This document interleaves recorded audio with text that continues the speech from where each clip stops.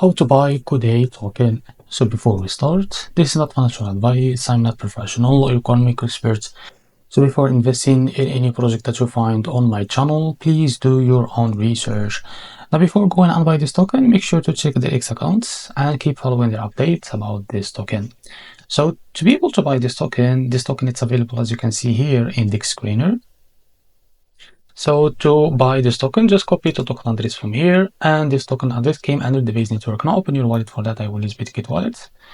Log into your account like that, and after that select the base network from here, and now click on this plus icon, and now paste the token address as you can see. Now click on this plus icon to add it to your wallet. Now go back to your wallet, scroll down until you find your token. So this is it. Now click on it. After that click on swap, switch from here. Now after that select the token that you want to buy with, for example USDC, but make sure first that you have enough USDC on your wallet.